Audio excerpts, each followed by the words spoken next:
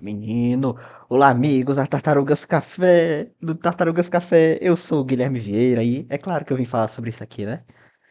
Ó, quem foi que ganhou a Copa do Brasil? É ele mesmo, o Corinthians, campeão da Copa do Brasil de 2025 no Maracanã. Vasco 1, Corinthians 2. É sobre isso mesmo que eu vim falar. Olha só, o meu cabelo tá horroroso, mas tá bom, perdoável, porque hoje eu tive a boquinha calada. Como é bom quando o meu próprio time cala a minha boca, ganhando o que eu acho que ele não vai ganhar. Puta merda, que coisa maravilhosa! Tu é doido? O Corinthians não foi favorito. Não foi favorito contra o Palmeiras, passou. Foi favorito contra o Atlético Paranaense? Sim, passou. E passou ganhando os dois jogos. Não foi favorito contra o Cruzeiro? Beleza, e passou. Passou naquela, né? Naquela. E foi favorito contra o Vasco, sim, no começo. Mas aí vem o jogo de ida e o Corinthians faz aquele papelão dentro de casa, né? E aí, meu amigo, eu perco a esperança. Eu penso, cara, vai dar. Eu cheguei aqui pra vocês, né? Criticando a atuação patética da Neoquímica Arena, porque eu achei mesmo que não ia dar certo, tá?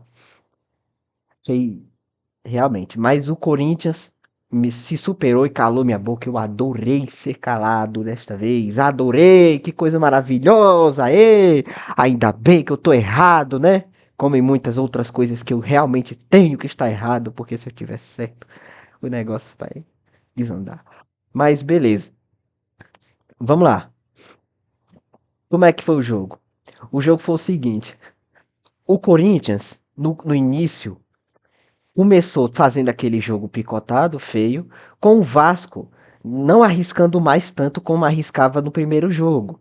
Os 10 primeiros minutos foi mais ou menos o Corinthians pressionava durante os primeiros quatro, mas o Vasco aos poucos foi se retomando, foi recuperando a posse de bola, foi tentando subir um pouco mais as linhas. Só que o problema é que as linhas do Corinthians, a defesa do Corinthians, o esquema defensivo do time do Dorival Júnior, do Genial Júnior, tava muito difícil de ser ultrapassado e o Vasco tinha que segurar a bola mesmo, tinha que segurar a bola lá atrás, a posse de bola para poder ver se achava uma coisa assim do Corinthians. Aí de repente dá certo, meio que 10 minutos entediantes, o Vasco começou aí a tentar um pouco mais. Nisso que o Vasco tentou um pouco mais, ele deixou um pouco a defesa desorganizada. O que aconteceu? O Corinthians estava usando muito o lado direito. O Mateuzinho subia e conseguia mandar uma bola longa para quem tivesse lá na frente pegar. Aí de repente, um contra-ataque para o Corinthians, mas a defesa está quase ali se recompondo. A bola chega no Mateuzinho, o que é que ele faz? Ele manda um lançamento lindo, lindo, lindo mesmo, pro Yuri Alberto dominar e fazer o gol. Tem a análise de que o Léo Jardim, ele podia ter antecipado a jogada. A impressão era essa, mas talvez ele tenha calculado que o zagueiro, eu acho que era o Cuesta ou era o Paulo Henrique que estava marcando, mas que um dos defensores ia chegar no Yuri Alberto, ou que o Yuri Alberto não ia conseguir dominar, ou que a bola ia ser muito longa, alguma coisa assim. Então ele não antecipou essa jogada. E foi um erro grande que ele cometeu. Mas ali, diante de todas essas possibilidades, entende? Talvez possa ter sido melhor, porque naquela hora ali o goleiro já pensa um bocado de coisa. Será que essa bola vem? Não dá para saber exatamente o que vai acontecer, se o cara vai dominar ou não. Mas o Yuri Alberto foi bem, dominou, deu um chutezinho lá, um chute bom, matou o goleiro e pronto, abriu o placar.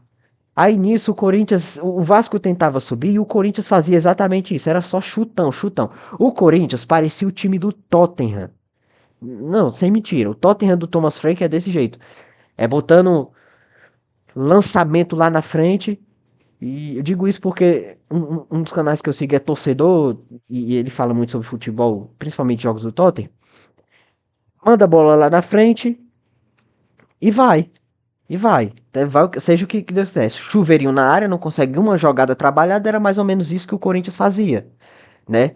Aí o que é que acontece? O Vasco, ele já tentava outra coisa. Ele já tentava mandar uma bola no Andrés Gomes, principalmente. O Andrés Gomes estava sendo muito acionado. E isso era uma coisa que sempre gerava medo muito medo em mim, porque ele consegue jogadas individuais, ele consegue desmontar sem a defesa, consegue dar bons passes, boas finalizações, mas é um pouco fominha, tá? É um pouco fominha porque teve lance que ele tinha a bola lá, aí resolveu girar e bater em vez de tocar, podia sair uma chance maior de gol. Beleza. Mas o que que acontece? O não sei quem lança aqui pra direita, o Vasco começando a subir, né? Aí o lançamento pra direita. O Vasco já estava jogando melhor do que o Corinthians naquele momento. O Corinthians já não conseguia fazer mais aqueles contra-ataques efetivos. Agora a única coisa que fazia era defender e se livrar da bola. Vem um lançamento na direita para o Andrés Gomes, tá? O que que acontece? O Andrés Gomes dribla o marcador, que eu acho que era o Mateuzinho ou era o Gustavo Henrique que estava lá. Dribla o marcador, manda um cruzamento na cabeça do Nuno Moreira. E aí, meu amigo, chegou na cabeça do cara, não deu para pro Hugo Souza. Normal, perfeito. Aí você já vê, o Andrés Gomes é um jogador perigoso, porque ele sabe driblar, ele sabe dar passe, ele sabe dar cruzamento, ele sabe finalizar, ele sabe fazer tudo. O maluco é um brabo. Pega na bola, você não sabe muito bem o que ele vai fazer, ele é um cara imprevisível ali na ponta esquerda, cara. Aí o Corinthians tinha que marcar muito mais ele, tinha que deixar uma marcação pressão maior, dois caras, três caras, tanto faz, um bocado de cara marcando ele e a formação é, trabalhada para isso, né? Para marcar o cara, sair no contra-ataque e tudo, porque é muito difícil mesmo marcar o Andrés Gomes, tá? E aí ele vai, consegue mandar esse cruzamento, é gol do Vasco e o jogo fica empatado já no final do primeiro tempo, com o Vasco melhor no primeiro tempo. Não foi tão melhor assim? Não. Foi, tipo assim, não foi que nem na Arena Itaquera. O Vasco foi um pouquinho de nada melhor, tá? Porque tomou mais a iniciativa, teve uma hora que o Corinthians já não estava conseguindo fazer mais nada, aí ficou assim, primeiro tempo, um para o Vasco, um para o Corinthians, tá? No segundo tempo, o Vasco volta do mesmo jeito, volta pressionando, pressionando muito. O Corinthians também não muda o time. O José Martinez, que fez uma partida horrível no primeiro jogo, compensou. Ele no primeiro tempo ele foi atendido, ele se machucou, né? Mas meio que ele aguentou o tranco e se entregou o jogo todinho, cara. Se entregou toda a vida tinha o José Martinez ali. O Corinthians ainda teve uma outra chance com ele.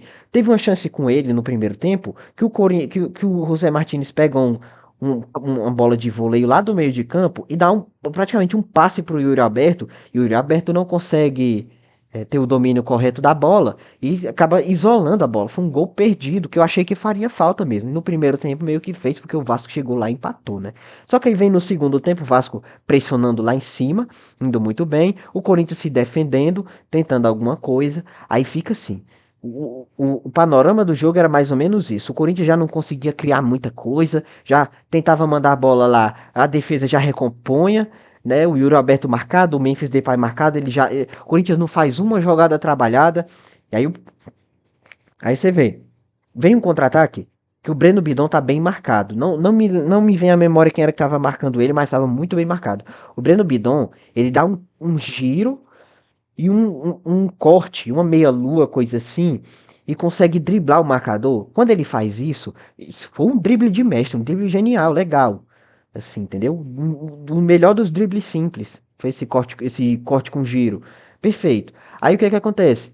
Depois que ele faz isso, ele fica com campo livre. Ele pode correr com pista limpa. Tem três corintianos contra dois vascaínos. E mais o Breno Bidon, tá? Então seria o quarto corintiano. Atrás dele tem vindo a defesa tentando se recompor. O que, que o Breno Bidon faz? Não, eu vou aqui na direita.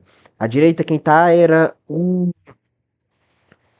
Me esqueci, o maluco. Era o. Porra, agora não me vem a memória. Eu acho que era o Matheus Bidu. O Matheus Bidu era do lateral direito lá. Ele consegue mandar uma bola aqui do lado da marcação, nas costas da defesa pro Yuri Alberto. Só que o Yuri Alberto fica sem ângulo. O que que ele faz? Na saída do Léo Jardim pra conter ele, ficou lá. O gol ficou vazio.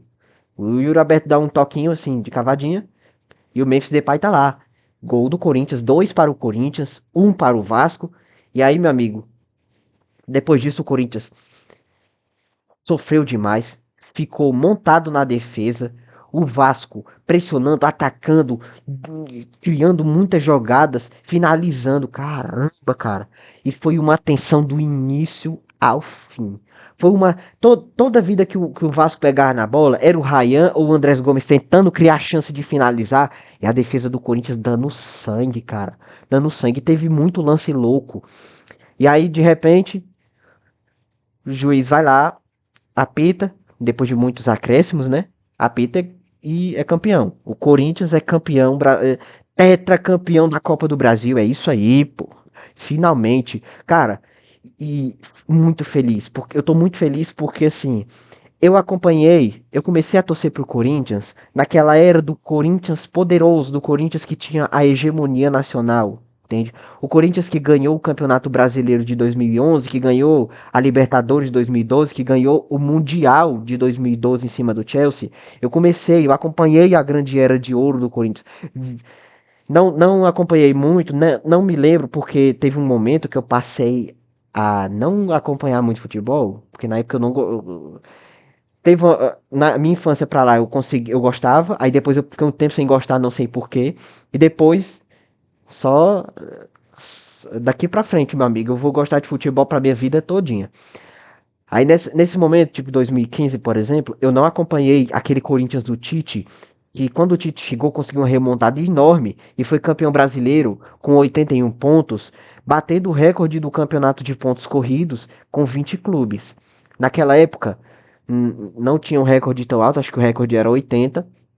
O Corinthians quebrou, né? Depois o Flamengo quebraria com 90, e agora 90 já não dá mais, né? Flamengo do Jorge Jesus. Aí eu acompanhei o Corinthians campeão brasileiro de 2017. Foi quando eu voltei a acompanhar, a gostar mesmo de futebol. Nisso que eu voltei, eu lembro que eu voltei assistindo Fortaleza e Tupi, né? Que o Fortaleza subiu pra Série C, da Série C pra B depois de muitos anos. Aí eu comecei a torcer pro Fortaleza de novo, né? E aí o que que acontece? Quando eu fui acompanhar Corinthians e Vasco naquele ano, era na Neoquímica Arena. O Corinthians ganha por 1-0, tá? Mas naquela hora eu já disse assim: não, eu vou só acompanhar futebol porque eu gosto, tô torcendo pra ninguém. Mas a partir dali, meu amigo, eu já torcia pro Corinthians antes. Então, meio que voltou aquela paixão. Aí eu vi o Corinthians fazer um primeiro turno de invicto, aí depois oscilar muito no segundo turno, mas bem na reta final, principalmente naquele jogo contra o Palmeiras que foi 3-2, foi um jogo muito legal na Arena Itaquera. Foi, não sei, mas o primeiro clássico que eu lembro, o primeiro derby que eu lembro entre Corinthians e Palmeiras, que eu lembro de ter acompanhado, tá? Posso ter acompanhado outros antes e não me lembrado, mas o primeiro que eu lembro de ter acompanhado foi Corinthians 3, Palmeiras 2, pelo Campeonato Brasileiro de 2017. Naquela hora, o Corinthians estava em muita decadência, o Palmeiras estava vindo para tentar buscar essa liderança, para tentar a pipocada do Corinthians e ganhar, né? Só que aí aquele jogo o Corinthians ganha e aí depois é só montanha acima, consegue subir, ganhar muitos. E aí no jogo contra o Fluminense o Corinthians é campeão brasileiro de 2017. Aí o Corinthians foi tricampeão do Campeonato Paulista, né? Foi 2017, 18, 19, se eu não me engano. Aí depois tentando o tetra perderia pro Palmeiras e aí, meu amigo, só ladeira abaixo começou os escândalos, começou a dívida ficar cada vez maior. E o Corinthians de hoje não é nem uma sombra praticamente, cara. Não é nenhuma sombra. O Corinthians passou seis, 6 anos na fila. 6 anos. Desde o último título em 2019 até agora em 2025. Quando ganhou o Campeonato Paulista, cara. E nesses 6 anos a gente só tomou taca. A gente tomou duas tacas seguidas do Flamengo. Se você levar em conta que o seguido é o primeiro e o segundo turno no Campeonato Brasileiro. Uma foi por um 5-1 dentro da Arena Itaquera. 5-1, uma surra do Flamengo em cima do Corinthians, do Flamengo do Jorge Jesus. E o outro foi um 4-1 no Maracanã. Uma pisa, outra pisa também. E foi uma surra. E aí, dali em diante, a gente só apanharia no clássico. A gente chegou a tomar um 4-0 do Palmeiras dentro de casa, bicho. Foi muito doloroso, foi terrível. Esses anos pro Corinthians, cara. Aí vem o o Corinthians perdendo a Copa do Brasil, a final da Copa do Brasil em 2018, contra o Cruzeiro, que foi terrivelmente doída, aquilo que a gente tinha eliminado o Flamengo no esforço, cara. No esforço. Tinha, a gente tinha perdido pro Cruzeiro na final, no primeiro jogo, é verdade, mas vinha com muita vontade na Arena Itaquera e tudo. Perdemos naquele. Quando o Arrascaeta foi jogar a data FIFA com o Uruguai, né? Aí voltou no dia seguinte pra fazer o gol contra o Corinthians, cara. No dia seguinte, o jogo do Uruguai, o Arrascaeta já tava lá, entrou, fez o gol da vitória do Cruzeiro contra o Corinthians. Foi muito doloroso aquele vice, muito doloroso. Aí depois, em 2022, o Corinthians volta à Copa do Brasil. Desta vez pega o Flamengo, que já estava numa época de dinastias do futebol brasileiro, indo muito bem, dominando tudo, né, ganhando tudo que vinha disputando. E aí o que é que acontece? Era o Dorival Júnior, o técnico naquela época. O que que acontece? A gente já tinha sido eliminado por eles na Libertadores, né, nas quartas de final da Libertadores, acredite ou não, 2022 foi um ano até que decente, porque o Corinthians terminou no meio da tabela do Brasileirão, depois de brigar contra o rebaixamento, é verdade. Mas terminou no meio da tabela, foi para a final da Copa do Brasil e também foi para as quartas da Libertadores, que perdeu para o Flamengo. Aí o que que acontece? O Corinthians vai, empata o primeiro jogo na Arena Itaquera, empata o segundo, consegue ganhar vantagem nos pênaltis, mas o se eu não me engano, o goleiro era o Diego, goleiro do Flamengo, pega, pegador de pênalti, goleiraço, pega os pênaltis, o Flamengo vira nos pênaltis e ganha a Copa do Brasil. Foi muito doído, cara, muito doído aquela final de Copa do Brasil que o Corinthians perdeu pro Flamengo, foi muito doído, principalmente porque o Corinthians podia ter vencido. O Corinthians abre o placar no Maracanã, mas deixa o Flamengo conseguir, entende? E aí deu nisso. Cara, que loucura. Chega esse ano, o Memphis Depay entra fazendo o gol do título em cima do Palmeiras no Campeonato Paulista. Fez o gol do título na ida, o Hugo Souza pegou um pênalti na volta. O Heróis. E o Corinthians sai da fila por muito tempo. Aí faz um Campeonato Brasileiro terrivelmente mediano. Sul-Americana parece que nem quis saber. Nem quis saber de Sul-Americana, foi eliminado na fase de grupos com times fracos, pô. O time mais forte era o Huracan e nem era isso tudo, beleza? Aí o que é que acontece? O Corinthians foca muito na Copa do Brasil, aí passa, chega na final. Primeiro jogo, faz um papelão daquele, você não imagina que vai ganhar. E aí, vai lá e vence, cara.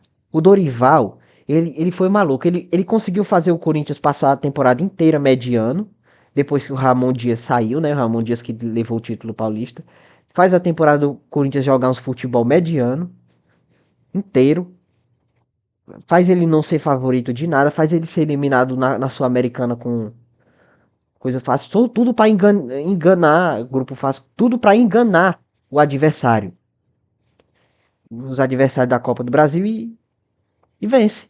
Genial Júnior, o bicho é maluco, o bicho é maluco. Tudo bem que o Corinthians fez um jogo muito picado, um jogo muito difícil, mas tá bom. Eu queria que o Corinthians fosse um time mais atacante, tá? Que trabalhasse mais a bola, fosse um time que desse mais gosto de ver, como é o Flamengo, por exemplo, como é o Palmeiras, por exemplo. Detesto admitir isso, mas o Palmeiras é muito legal de ver um jogo também. O Palmeiras e o Flamengo.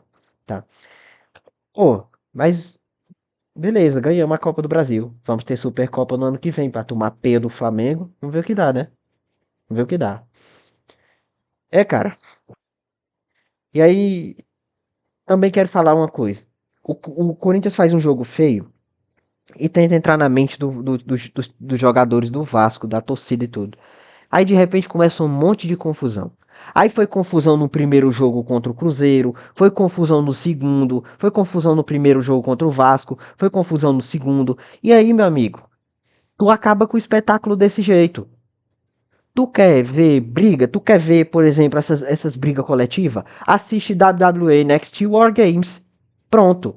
Ou então assiste um Royal Rumble. Pronto. No WWE. Royal Rumble reunindo cada mais ou menos 4 minutos, 4, 5 minutos entra um maluco novo no ringue para poder disputar aí quem é que vai quem é que vai tentar o título na WrestleMania, pronto. Mas aqui não, pô. É futebol, eu quero ver o jogo. Paralisação direto, direto. Aí o juiz dá o quê? 3 minutos de acréscimo no primeiro tempo, que poderia sim ser mais, tá? Poderia ser mais. E ele dá primeiro 7, depois dá 8. Aí no final pareceu que ele deu 9. Porque colocou até lá. Aí o narrador anunciou que deu 9, mas de repente com 8 minutos ele acaba. Eu não sei que confusão foi essa, que putaria foi essa. Outra coisa, o Hilton Pereira Sampaio conversa demais com os caras. Cara, também o jogador não colabora. O jogador não colabora e fica reclamando o dia inteiro. O dia inteiro o que esse jogador tem, ele fica reclamando. Não, foi isso, fez isso, não sei o quê. Meu amigo, você não marcou? Vai dar em nada. Tem VAR. Tem VAR. Entende? A arbitragem, o erro de arbitragem, normalmente é muito mais só uma desculpa de um time que não conseguiu fazer nada. Mas parabéns, o Vasco foi muito aguerrido, foi forte. Gostei da postura do time no final, quando perdeu, tá? Gostei demais, porque eles receberam a medalha de vice, não tiraram e ficaram lá até o Corinthians levantar o troféu, entende? Até o Corinthians levantar o troféu. Isso é admirável. Isso é bom. Porque aí demonstra que mesmo que eles não tenham conseguido a conquista máxima, eles estão contentes em ter feito tudo, em ter se esforçado e chegado até onde chegaram. Muitas vezes isso é postura de time que ulteriormente, meu amigo, vai ser campeão de alguma coisa. Time que se alegra, time que não se abate com uma derrota na final, ele normalmente ele vai longe depois, tá? Então é isso. Eu vou deixar mais uma recomendação no canal de inscrita, tá? E vou ficando por aqui. Muito obrigado a você que assistiu. E é isso aí. Parabéns a todos os corintianos. Parabéns também aos vascaínos pelo esforço, mas mais parabéns aos corintianos que foram campeões, tá? Então é isso. Vou ficando por aqui. Adeus. Fui.